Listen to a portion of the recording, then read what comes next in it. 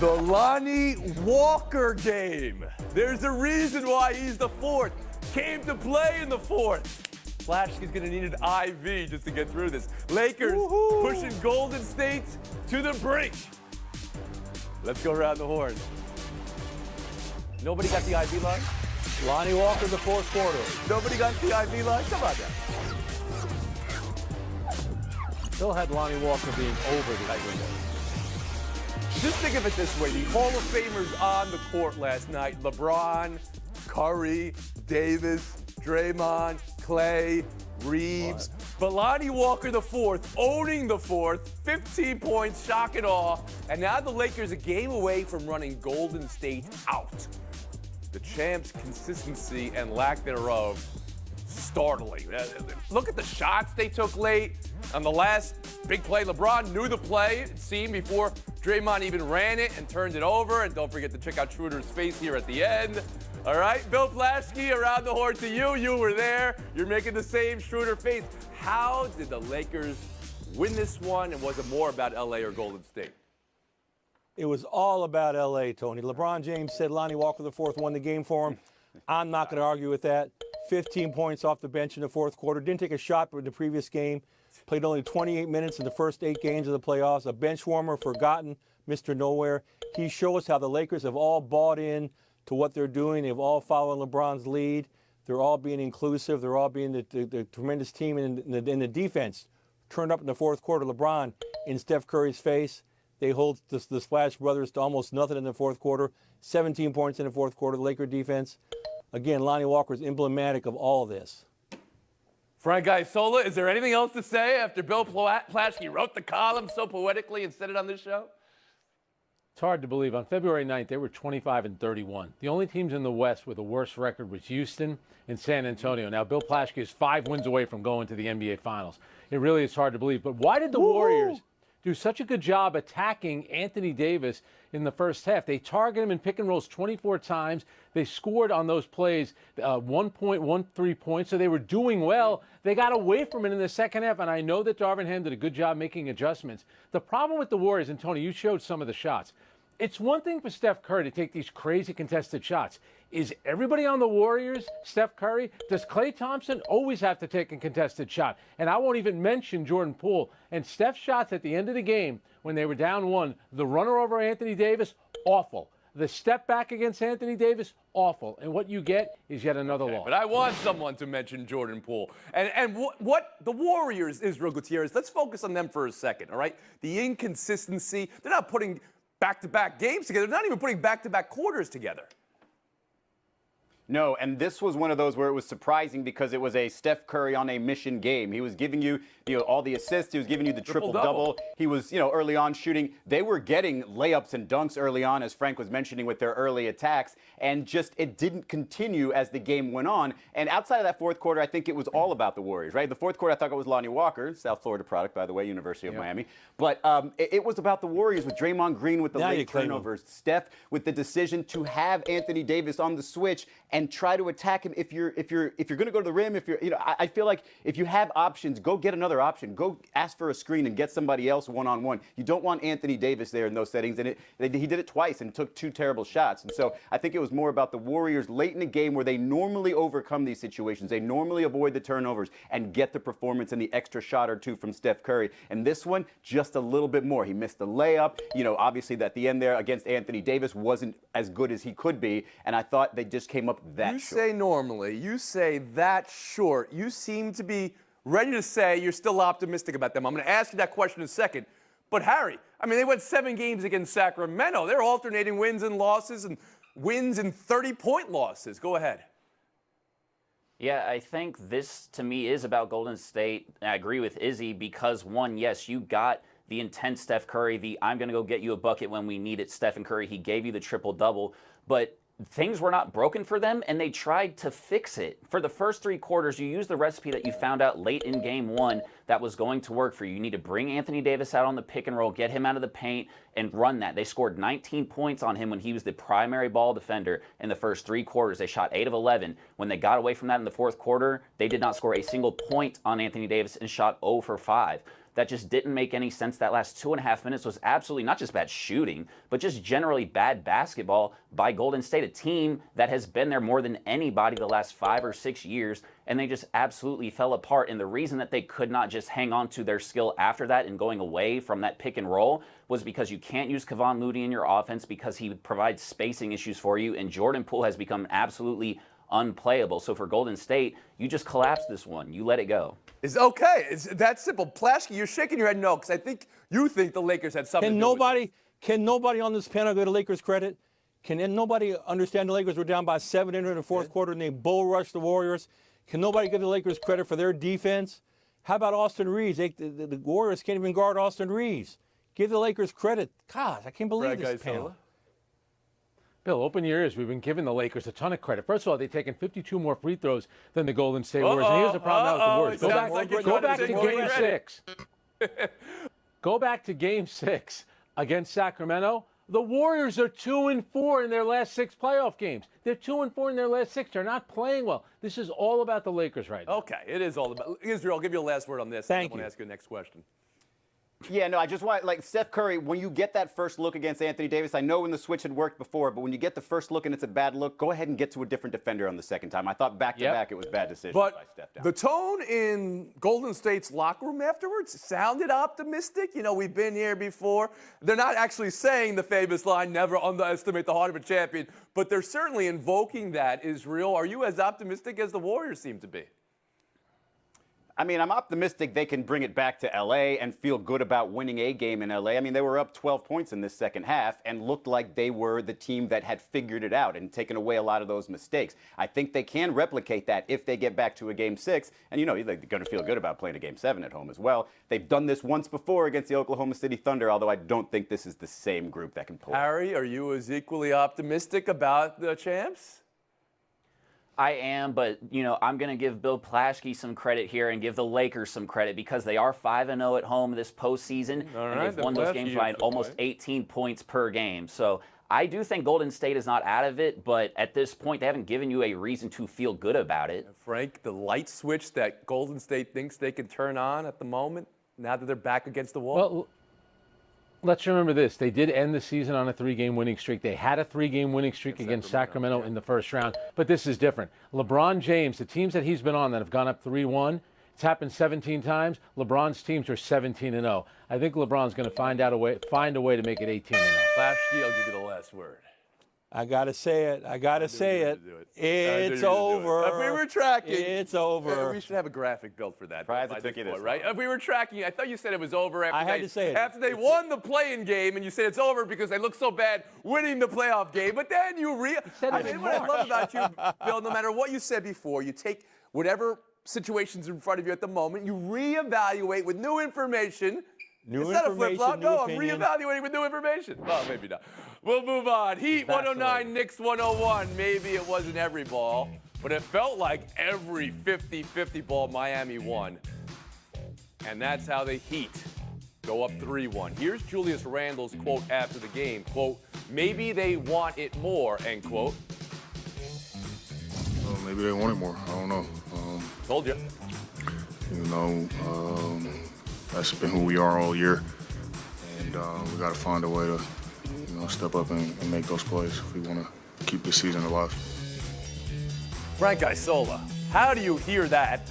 And is this about wanting it more, or the Heat just better than the Knicks? You know, you just showed the clip 2 seconds ago. How about Jimmy Butler, getting right to the basket, and Julius Randle doesn't do anything? And then how about that closeout that he had late in the game when Caleb Martin dunked the ball on 3 of the New York Knicks? Julius Randle is right, and he's part of the problem.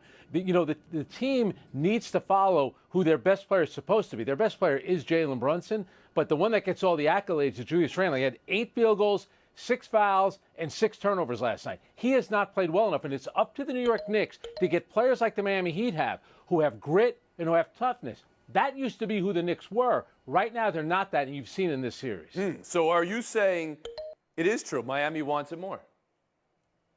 I just think they're showing more grit and toughness. I think You're that's refusing to say Miami wants it more. Israel, I turn to you.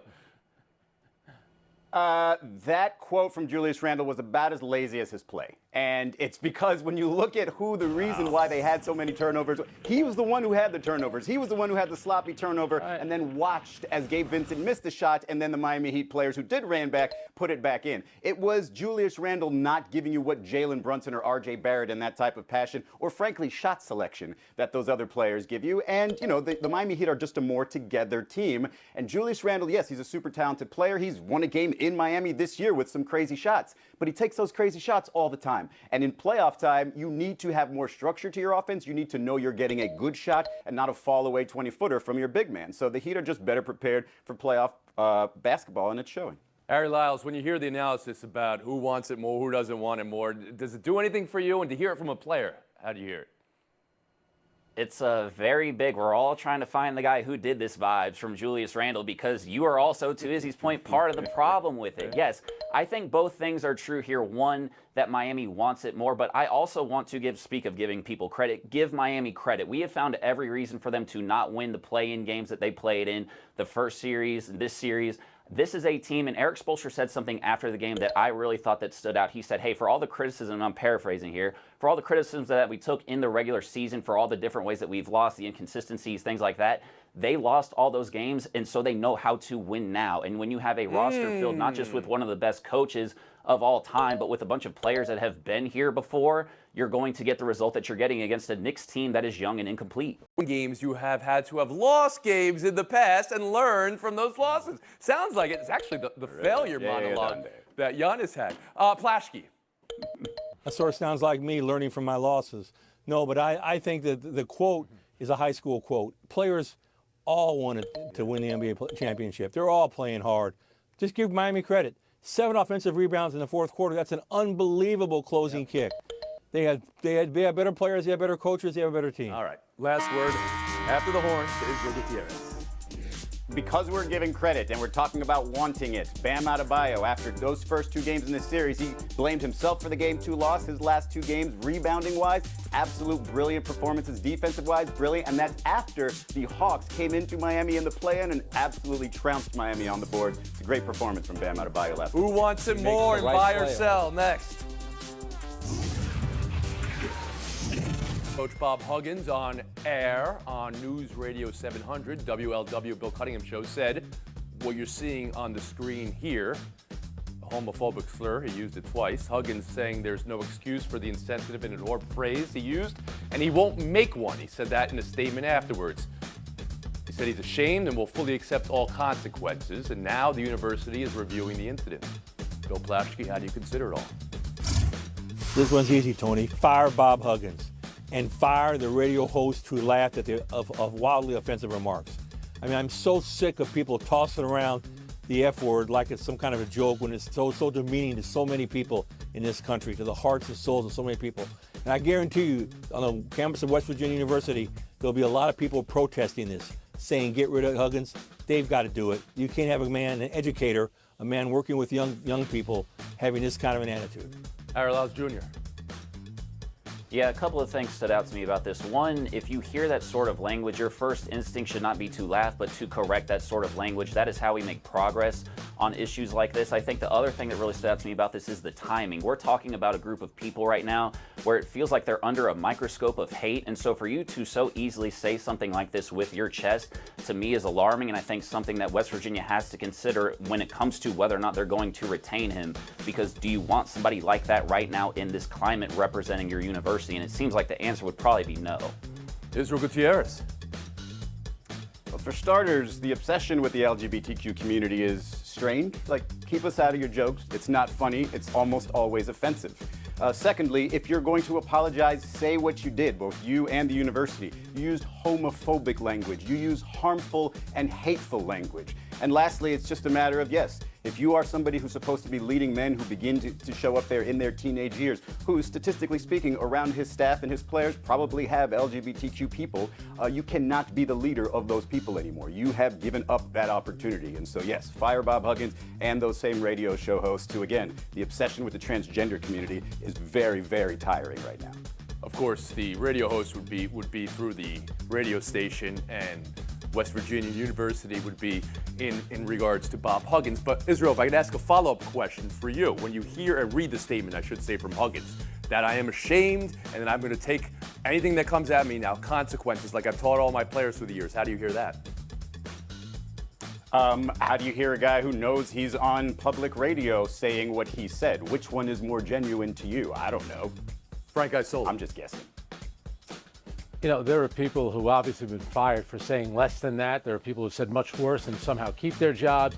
Radio hosts who've made a fortune, you know, going down the road with this kind of language. I would say this about Bob Huggins. He is a West Virginia alum. He's a legend there. He's in the Hall of Fame. Does that factor in? I have no idea. But my only thing is, when you hear this, and if it was a private conversation recorded, you'd think, man, that's crazy that he's like talking like this. He was on a radio program. As a college basketball coach and educator, he can't know how to control himself when he's on a radio.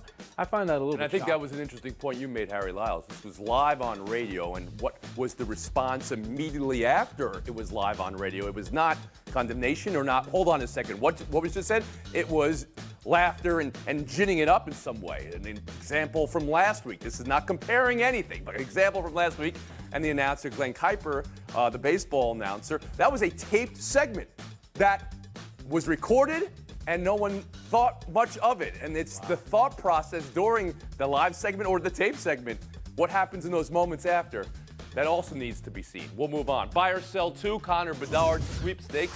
He's the believed to be #1 pick in the NHL draft and believed to be going to Chicago, who jumped 3-1 in the NHL lottery. NHL rigged was trending basically all night. Maybe because Chicago got it, maybe because of a mistake on the broadcast when Columbus heard they were third before the deputy commissioner flipped the card. But about the Blackhawks, I saw Ben Pope of the Sun-Times report.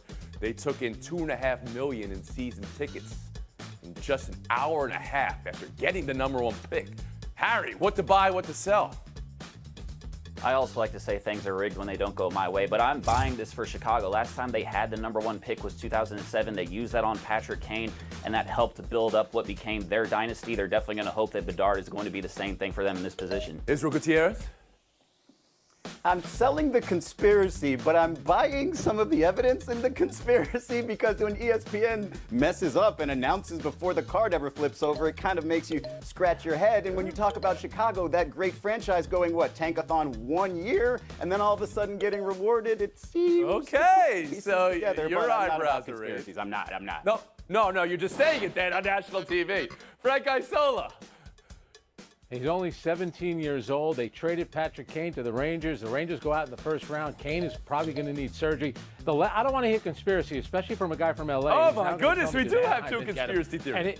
And here's a guy who, he covers the Lakers, who catch every break known to mankind. So, Bill, take it easy. I don't want to hear conspiracy. Imagine a guy from New York not wanting to hear conspiracy. Imagine a guy who covered the Knicks give it back not wanting to hear conspiracy. Imagine Frank Isola, the nerve of Give it you. to him, Flasky. This was exactly a conspiracy. All those free the throws Ducks to were the the worst Lakers. team in NHL history. Yeah. They should have gotten that first pick. The fix was in. No doubt's coming up. I want to see these two go at it again, Plasky and Isola. You can't have a frozen card without a little ice.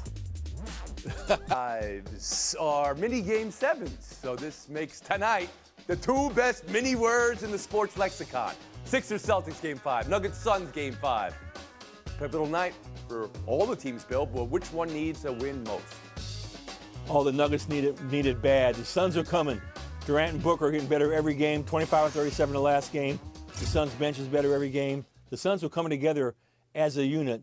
The Nuggets are falling apart. They need to win this Isola? game.